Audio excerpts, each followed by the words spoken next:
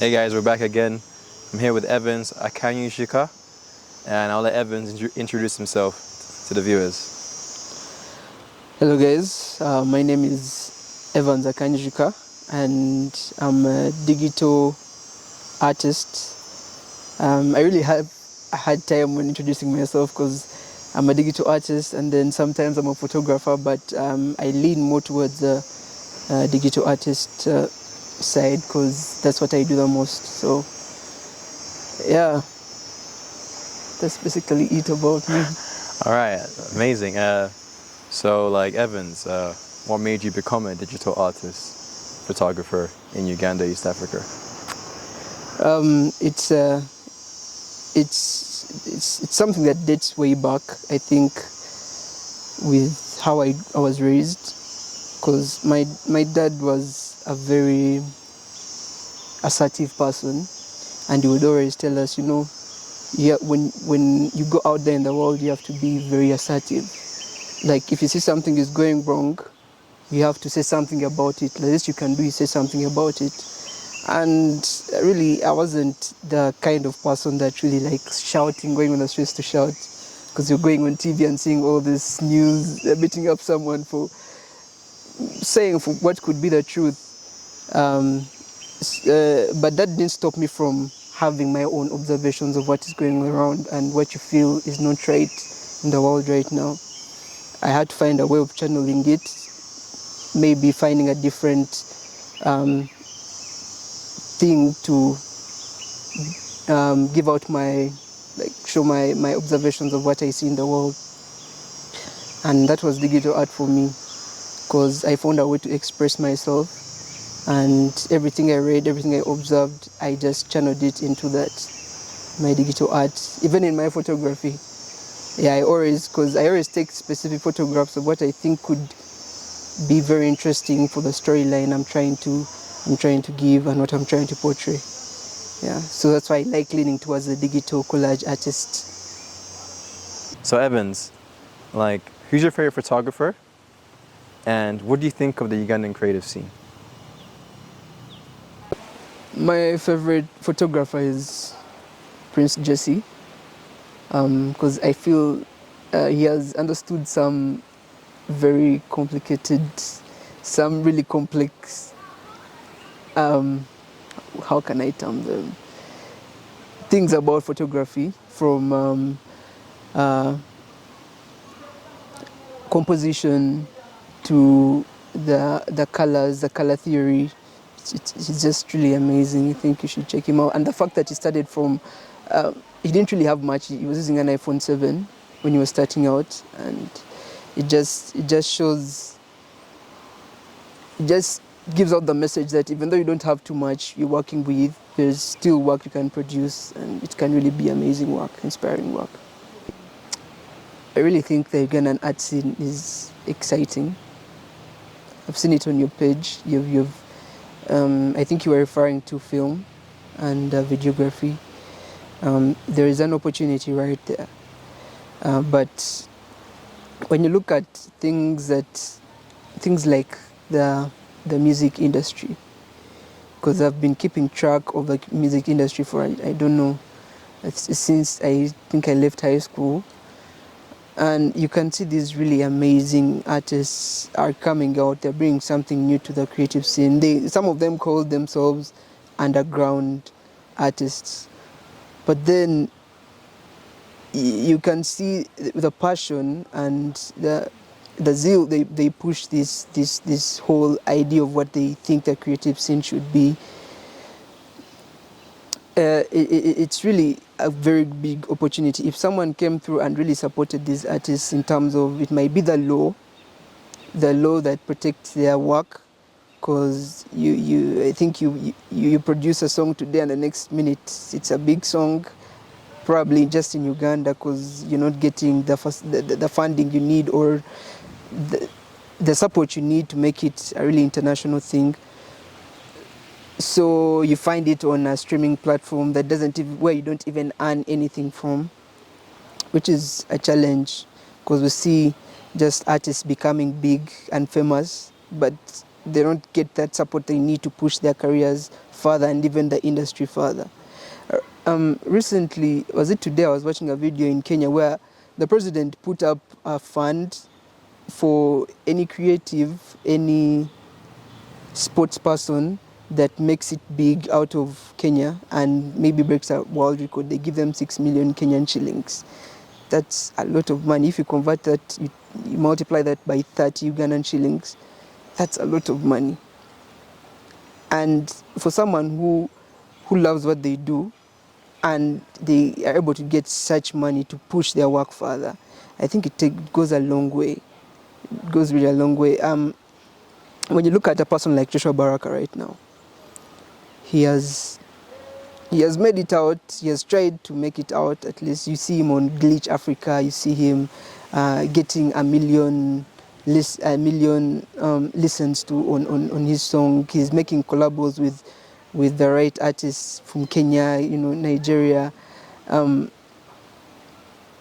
It gives you hope as a creative, because from the music, once a creative makes it out from the music, it comes down to the videographers now, because it puts a challenge on you to step up your game and try to make better work now that matches up with an international scene.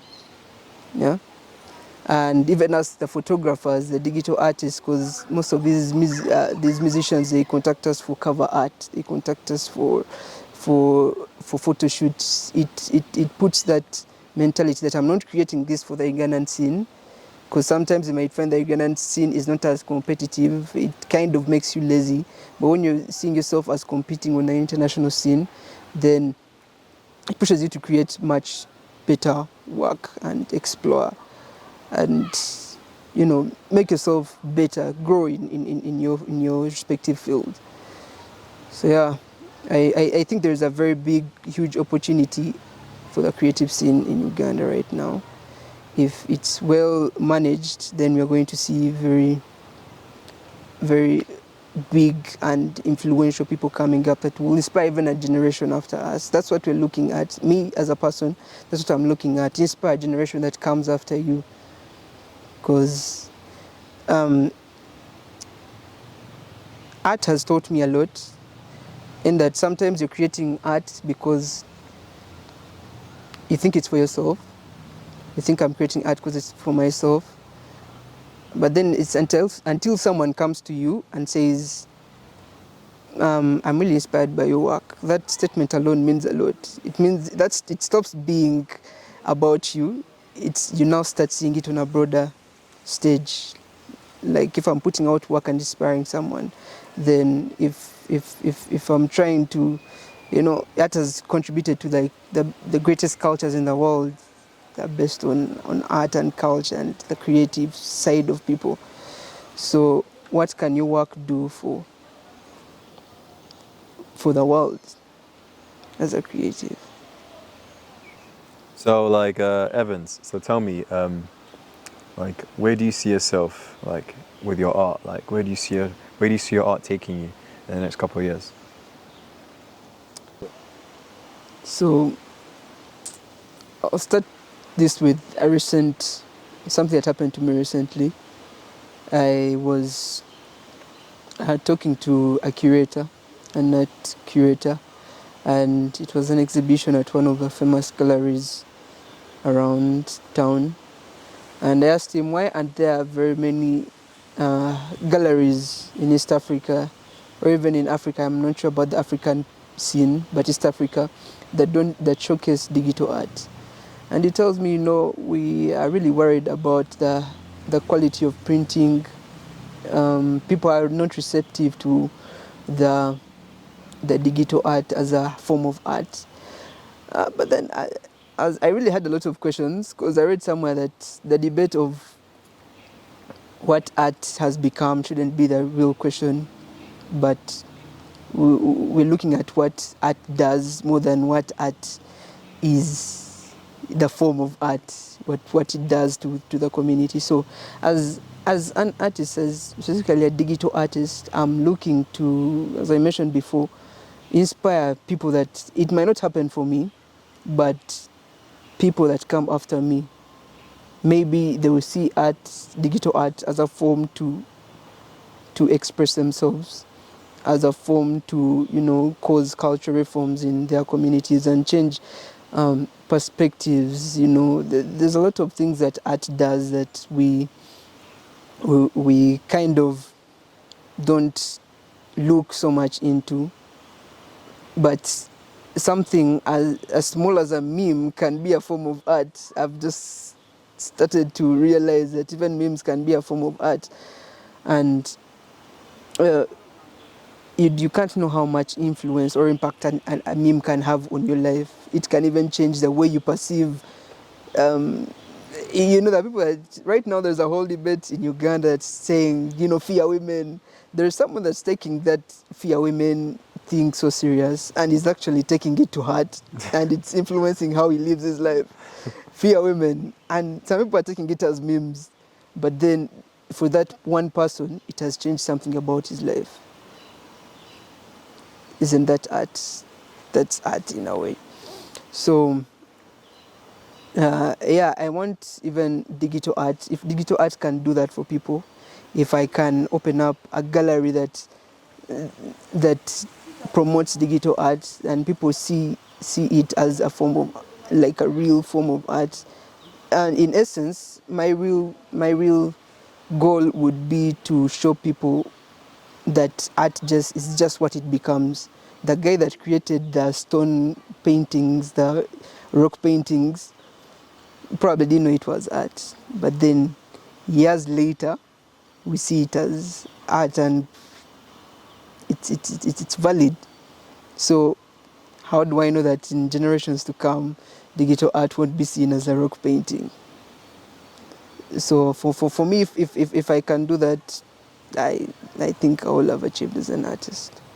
All right, so hey guys, so that was Akanyijuka, and Evans has enlightened me on many things, and I pray the viewers who are watching back at home in the West and also in Uganda, East Africa, they get inspired by Evans' story as well. Because the thing that I learned about Evans' conversation is that with art, it has many doors, and you just never know like which door is going to open for the person that's viewing the art.